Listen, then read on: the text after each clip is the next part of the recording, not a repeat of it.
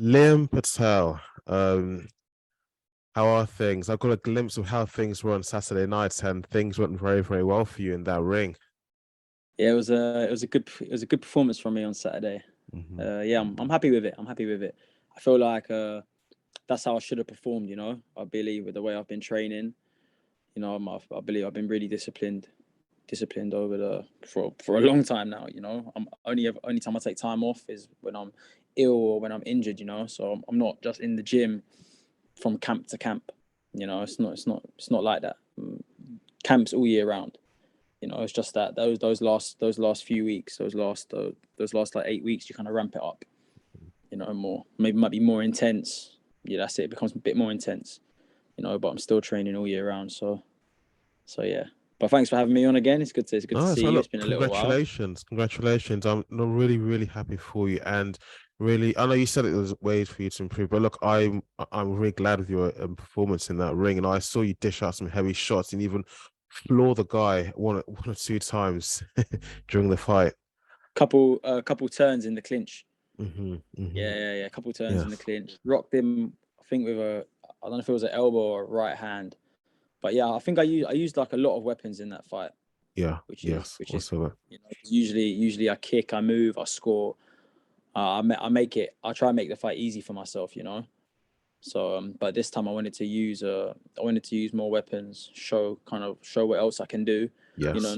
Not just be a back foot fighter all the time, but because at some point you're gonna have to adapt, right?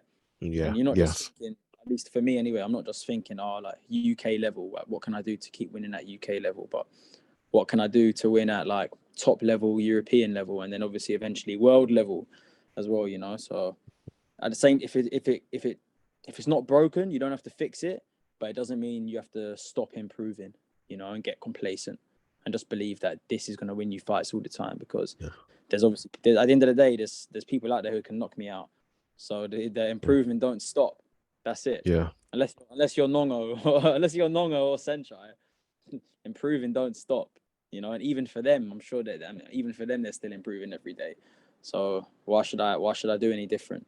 No, of course, every opponent will be different. So you got to study your Yeah, opponent and try and capitalize, take advantage of their weaknesses and yeah, build upon that. And so, you're right. Not every opponent will be the same. They're going to be different. So, like you said, don't let the wins get to your head. Don't let the losses get to your heart. yeah, 100%. I like that quote. Yeah. Um, Look, but how do you feel now? As in, just because you even told me your fight record 15-1, which is really impressive. Because I want to ask you something about that a little bit later on. Yeah. But just what's the feeling like now? As in, do you feel like a weight's been lifted off your shoulders, or do you feel like this is just a build up to something greater? I think just a build up to something greater, to be honest. Yeah, because yeah, like I said, like I mean, the winning feeling lasts long. Sometimes it lasts short. I think for me it lasted about a day, and then after, I mean, I was already as soon as I finish a fight, like I'm a perfectionist, right? So as soon as I finish a fight, regardless of whether people say it was a good performance or a bad performance or whatever it is, I'm already still thinking, what could I have done better in that Ah, performance? You know, okay. like like, oh, could have got the knock, could have set up, did better setups to get a knockdown, could have been more accurate with some of my shots, like whatever it is. Like it wasn't like a 10 out of 10, like picture perfect performance, even though like to the crowd it was entertaining. Like a lot of people said it was an entertaining performance, but there's still like loads of areas to work on, man. Loads of areas to work on. Your success in this sport, I mean, what is the secret? I mean, are you still the same gym or the same team that you were in Yeah, your yeah, last? yeah. Same. Started with Team Two. I I want to see. finish with Team Two. You know, that's But I it. mean, So like my head oh, coach, sorry. Philip Tew, he's like he's invested a lot of time into me this over the yeah he's invested a lot of time into me, and like not just with like techniques and stuff, but I can, with all of us really, like kind of getting us to think about Muay Thai in a different way, like the way we fight. Because you can have all the techniques in the world, but if you're viewing the fight through like if you're viewing the fight through a certain lens, and then you're fighting someone who may not have all the techniques or as many techniques as you do, but they're viewing the fight in a more like advanced kind of way. Obviously, there's so many other factors, right? But for me, I believe that the person who views the fight in a certain way can be a step ahead, you know, or 2 steps ahead, you know. So, but I mean, your success, as in, what do you put it down to? Is it just pure sheer hard work, being yeah, obsessed with the what you're doing? 100%. Like I think that over the last couple camps, 2-3 camps, I've just been making a conscious effort, particularly this camp, to just spar and clinch the best people in the gym, you know, like just the hardest people in the gym, you know. And I think when you can, like, even if you get beaten up, just accept the fact that you're probably gonna get beaten up, right? That they're the best people in the gym. Like you're plus sparring's not for winning anyway, right? It's training's for improving. Yes, But yeah. you still want to test yourself, right? So it's not that you don't want to make it competitive, but this camp I was really trying to make it competitive and just like kind of see what the top guys in my gym are doing, and try and spar them and clinch them and just work on stuff, you know. Because if I can do stuff against them, then when it comes to someone my own level, then I should be able to do it against them, you know. And I believe just like in translation, it'll translate over to better performances. So really just putting myself in more uncomfortable situations, you know. Like I train hard, I train smart. Stuff that I do outside the gym, like my nutrition's on point. Like my mind, I see like my visualization, my mindset, I got all that kind of stuff covered as well. I do my homework, so not just what I'm doing when I'm with my team, but like I speak to my head coach. I meet up with one of my other coaches, Stephen too, and I do all my homework with him of whatever Phil wants me to work on, whatever Matty too wants me to work on. You know what I mean? So, but there's loads of people there's loads of fighters training twice a day. You know, so for me, twice a day is not even a thing. It's like someone says they train twice a day. It's like, all right, cool. Like so many people train twice a day. You know, like if you want to go far, you should be training twice a day. Yes, like, yes, of course. Yeah. Unless you're supremely talented, unless you're one of those guys who's just supremely talented and you can get away with not doing it, then you have to do it. You know what I mean? And yes, that's even for me, like for me personally, that's still like the bare minimum. Twice a day is the bare minimum. If you want to go far, in the sport, you know. And I still got a long way to go, but I do believe like my training formula right now, like it's been really good. And like this camp was quite a tough camp as well. Like I got injured, fractured a bone in my hand. I couldn't use my right hand for like 5-6 weeks. Got ill a couple times, like all like little things, you know. But I just stayed consistent, and then managed to put in a good performance over the weekend. You said he had a pinched nerve, you told me the other day. Yeah, but you know what? That wasn't even from the fight. So I woke up the morning of the fight, and like, I just felt this like shooting pain, like go through my glute, like through my left glute into my lower back. And like I didn't really, it wasn't that bad that morning, but enough to make me be like, oh, okay, shit, like I shouldn't, like I didn't have any injuries like the day before. I felt fine. I had a massage. I felt fine. You know what I mean? But adrenaline masked it. During the fight, I didn't feel it at all.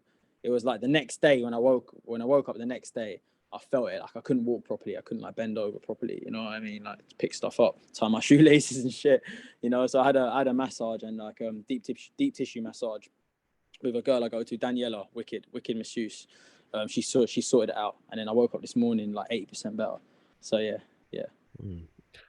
I do know that a lot of combat sports athletes, fighters, if they do leading up to the fight, maybe just a day or the night before the fight, if they do feel maybe sore on the morning of the fight, they don't feel 100%. Usually they will try to grin and bear it and get through the fight, keeping their fingers crossed that they win, and they'll only say anything about the injury, any misgivings after the fight. I think they say that if they mention it beforehand, there's a chance that fight may be cancelled or something. Is that the reason why? I mean, like no fight for not, at least not for me anyway. No fight's ever gonna get cancelled because of a bloody like trapped nerve in my glute or anything. You know, like adrenaline is an amazing thing, right? But even then, like I didn't really. It's not something I really acknowledged or paid too much attention to. I was like, oh, it doesn't matter. I'm fighting today.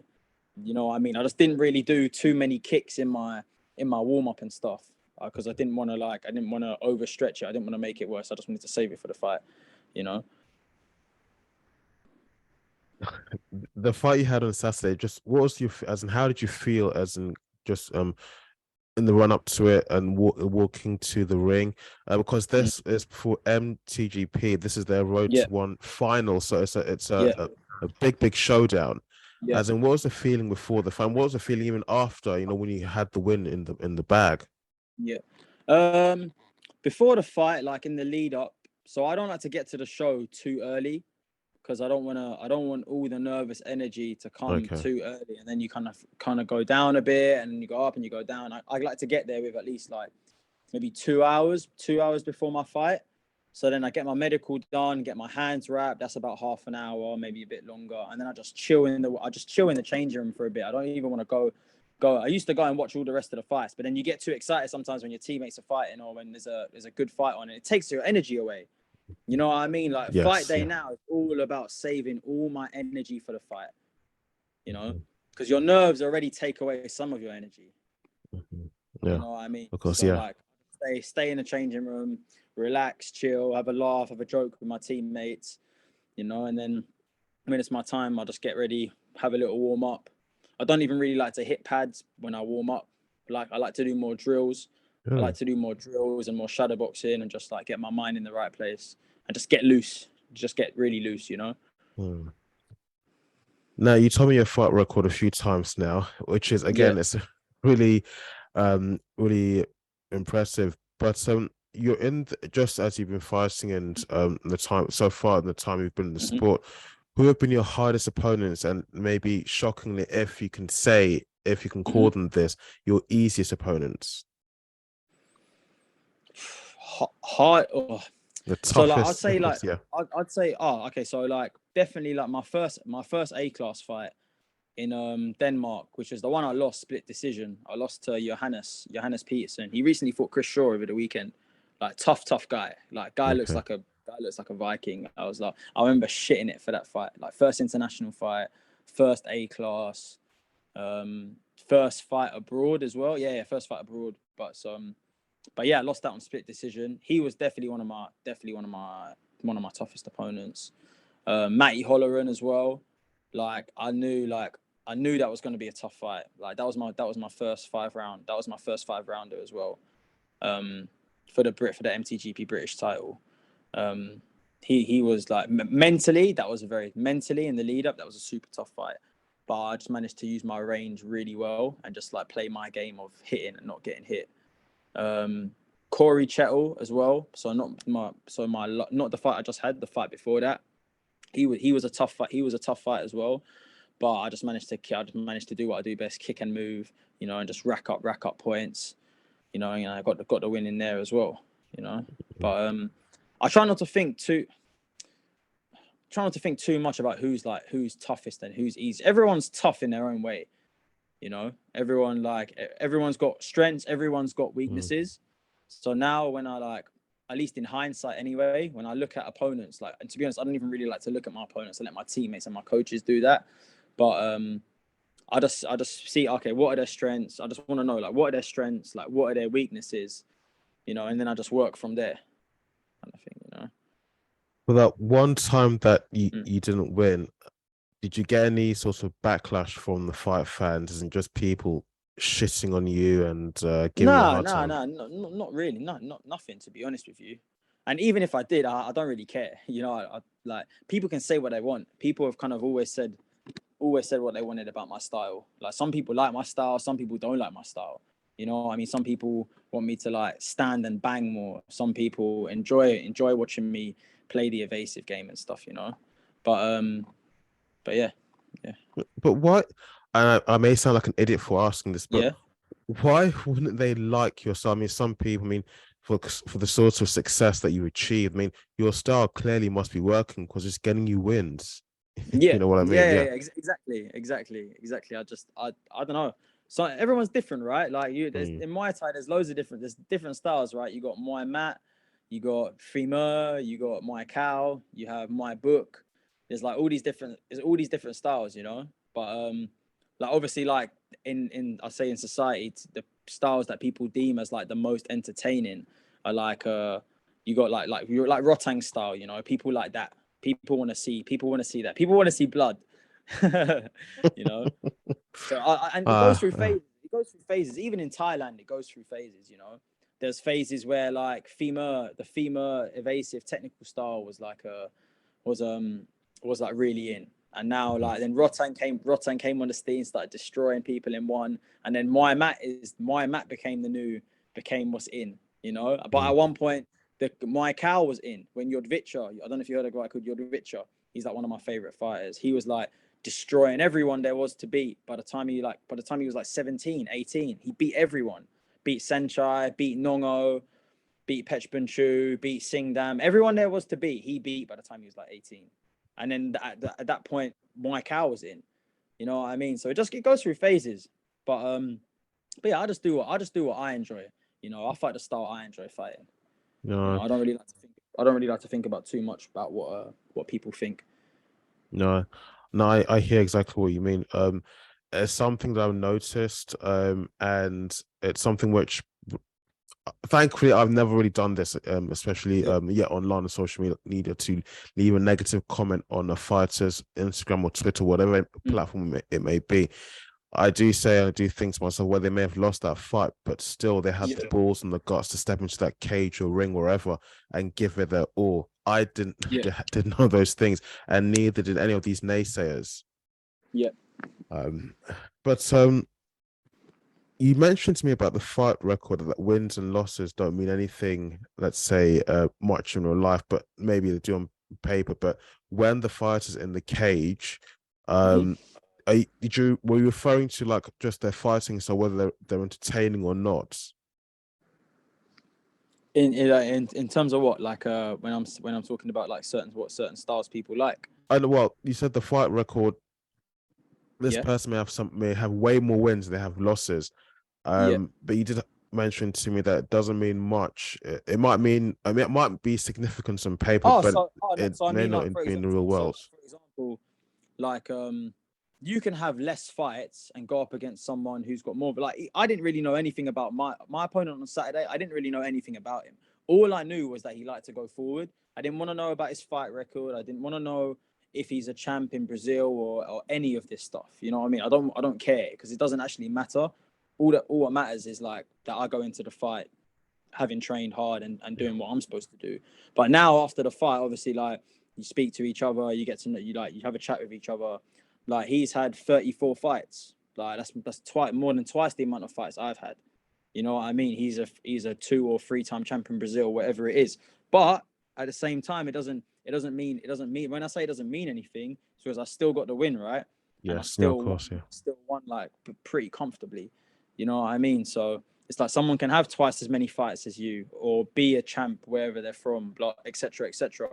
But if you train hard and your coach has got a good game plan and you implement it to the best of your ability, then, and you nullify what they do, then you know what I mean. Like records don't necessarily equate to you getting a win. Like, having a great record doesn't necessarily equate to you winning. You know. No, of course, no. So like 15 fights, 1 loss. Like, so of course I'm happy about it. You know, like my win to loss ratio is obviously good, but I'm still early days, man. Yeah, you know? still very young. You're still very young. It's not like I'm a seasoned vet. You know, like, it's still early days for me. It's only I think it's my 6th A class fight. You know, so it's really not that. I really haven't had that many fights. You know, like at A class anyway. You know, so I still got a long way to go. Now, I'm mindful of time, because you did say that you can only available for so long. It's the next fight that's going to be coming up. That actually is kind of like people wondering whether it's going to happen or not. But I want to get your opinion on whether it's going to happen or who's going to win. It's in mixed martial arts. So Michael Chandler versus Conor McGregor. First of all, do you think this fight will happen? And secondly, who do you think will win? Bro, to be honest with you, like, I don't really follow MMA. You know, like I haven't seen. I've seen some of Conor McGregor's fights, but I've never seen any of Michael Chandler's fights. You know, and I don't really enjoy For me, I don't really enjoy watching MMA. You know, like I honestly, like when if I'm not working or I'm not training, the only thing I'm watching is Muay Thai. That's it. Like there's so many Muay Thai shows throughout the week. There's more than Yes. enough fights. There's more than enough fights to go and watch and study on. You know what I mean? But I kind of hope Conor wins. I kind of hope Conor wins. Just because of his come up and stuff. You know, even regardless of whatever you think of him, like he's good for the sport of MMA. You know, he's an entertainer. He's an entertainer.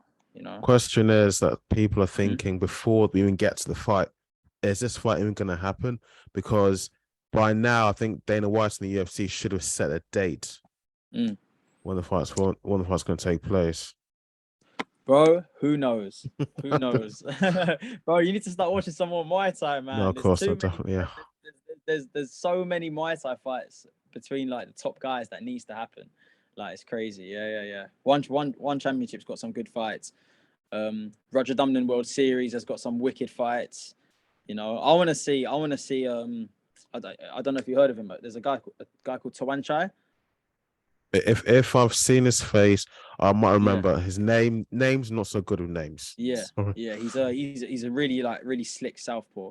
And there's a foreigner who is smashing it in Thailand. His name's Daniel Rodriguez. They're both like smashing it in the 70 kilo division. These are the two I want to see fight. I want to see them two. That's for me. Like if I could watch any fight, like I want to see them two fight over 5 rounds, like stadium rules. You know, stadium rules. Not like a entertainment Muay Thai like one or anything like that. You know, I want to see proper. Like I want to see them two go at 5 rounds. See who's the better fighter. Really see who really is the better fighter. You know. I suppose that is what you just said, how you want to see them fight. I suppose that's just one of the reasons that what sets apart mixed martial arts from Muay Thai. Muay Thai, I think the promoters, MTGP, and I think is a one championship, they still focus on the sport itself. The fight comes first before anything else, before any hype, before any glamour, before any sponsorship. You know what I mean? Whereas with mixed martial arts, especially in the UFC, yeah, the sport has now been glamorized. You know, it's all about the hype and about all the smoke and all that stuff. You know. Yeah, I don't get me wrong. Like it is necessary to a degree to because the whole Muay Thai needs more casual fans. Do you get what I mean? That's what UFC has, and like even though boxing's kind of dying, even boxing still has casual fans. You know what I mean? But Muay Thai is I think Muay Thai is elevating to a stage where it's gonna hopefully it's gonna start getting like casual fans, you know, not just like the die-hard Muay Thai fans, like the niche people in the community who just love Muay Thai and they want to know what's going on, you know, because at least for more money to be injected into Muay Thai, that's what it needs. It needs like more casual fans, you know. That's true, but I hope it doesn't lead to. And I know this isn't really a thing, but I hope it doesn't lead to what you could potentially call casual fights, whereby you have two people who really don't have any sort of combat sports background at all coming together to fight. And you're thinking, I don't think it will lead to that though, because that's all down to the promoters as well. Like promoters want to put on good shows, they'll make sure there's good fights. You know what I mean? But the only negative I'd say to like what's happening, because obviously you've got Muay Thai with 4-ounce gloves now, right? And the only negative to that is that for me the best era has always been the golden era of Muay Thai. That's always been where the best fighters have been from, you know, because the level's so high, everyone's so skillful, no matter what style they have, they're all super skillful. But now you don't really see that same level of like beautiful Muay Thai to watch. You know, it's more about like who's stronger, who's got better clinch, and now with the 4-ounce gloves, who's got better boxing. You know, because obviously like the boxing's gonna now when you get jabbed in 4-ounce gloves, it's gonna hurt. You know, it's gonna cause damage. And obviously like with effect and with damage, if the hands are gonna be causing more damage, at least visible damage anyway, than the kicks and maybe even the knees, obviously it's going to become more boxing orientated. I hear everything you just said there, Yes. but Yeah. just to drive the point home that I just made there about the casual fights. Yeah. Last week, I saw is it DAZ or Showtime, one of the big boxing promoters. They have scheduled or they are trying to arrange a fight between Jake Paul and Liam Payne. I You don't know, even know who's Liam Payne. it's Is what that is oh that his god. fight name or something? Do you know Harry Styles? The One That's it. Direction boy. Yes, yes. From those, it's from that band. And I'm just like this. Jake Paul had no fighting experience at all, any combat sporting knowledge at all. But gradually through all the fights he's had, he with all the old washed up, not to call them washed up, but all the old retired boxers or former mixed martial arts fighters, he's been gaining experience as well as the wins. Yeah. The exception was Tommy Fury. But now you see, when you have someone else like Liam Payne coming onto the scene from a purely entertainment background, it's like, what the hell is going on here? You really are making a mockery of the sport. This person has no combat Yeah. sport, no boxing, no Muay Thai, no wrestling, no BJJ, nothing. What the hell's going on? You know, because other guys I who are mean, look, if for them it's all about money, right? And at the end of the day, like Jake Paul's an entertainer, Liam Payne, he's not a boxer. You could call him an entertainer as well. So if two entertainers want to fight and people actually want to see it, then fair enough. You know what I mean? Like let yeah. I just think they're gonna do it. So like, just let them do it. Like if it earns them money, they're capitalizing on the fact that they can earn a bit of money. Then fair enough. But I think it's down to, at least in boxing anyway. Like I don't watch a lot. I don't watch too much boxing. I don't know everything that's going on in like the boxing scene. But it's down to the promoters to put on the right fights. You know what I mean? Like the Tank Davis and Ryan Garcia, that's the fight that's carrying boxing right now.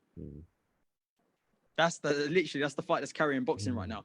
Fury and Usyk, that's not happening. You know, twice when we thought it was going to happen and it got closed, like the deal was there, like that's not happening. So that everyone's demoralized in the heavyweight division. You know what I mean? Yeah. Joshua's got to build himself back up. You know, Joshua's got to build himself back up. So there's not as much hype around. There's not really as much hype around Anthony Joshua anymore. Did he not say he was retiring or something? That he was done with the sport? No. I think he said if he lost his last fight, he was going to retire. Oh, okay. Yeah. But he's on his journey building himself back up. So for me, like even with boxing, like the only division like is that lightweight division with Tank, with Ryan, with Shakur, with Devin Haney, all them Lomachenko, I think as well. Like all them boys. Like if any of them are fighting, I'll always be inclined. But the thing is, I won't be inclined to buy a pay-per-view because I don't enjoy it that much. You know what I mean? Yeah. Fighting, I'll look on YouTube after the fight and I'll watch the highlights, or I'll see. You know what I mean? I'll watch the highlights and see how they've done. You know? Of course. Last but not least, Liam, once again, any shout outs like to give? I'm sure the list will now even be longer because you've won a really, really big match. There's so many other people are coming to for your time and for your name, and naturally want to partner with you for what, coaching or brands or anything like that. Just thank yous to my team, my coaches, my head coach Philip Tew, Matthew Tew. Everyone who's helped me out over the course of this fight camp. And just I want to thank Elite Osteo in Wanstead. He's like the guy I go to when I have any injuries, keeps my body mobile and stuff, keeps me in shape, keeps my body mobile in and out of camp. I want to thank Human and Dr. E. It's like a health clinic, and I go to them for my recovery, all this kind of stuff. They're wicked, like crazy. If I wasn't fighting and I needed to know if I had any health problems or any health queries, I'd go see Dr. E at Human, and they're based in South Kensington. Okay. And just my family, everyone who buys tickets off me to come and support me. Obviously, the shows wouldn't happen without those guys, you know. So thank you to them, and I just want to keep on improving, really. Yeah, definitely. The journey ain't over yet, bro. No, it's only just really starting. Yeah, it's barely started. I know. You know? Guys, thank you for listening. Liam, once again, thank you for coming on. If you did enjoy the episode, please don't forget to leave a like and subscribe. It really helps the channel grow when you do that. You can also catch the audio versions of this episode on Spotify, Apple iTunes, and on Google Podcasts. Liam, once again, thank you. Thank you Thanks for so the much, time, bro. sir. Appreciate you. Take care.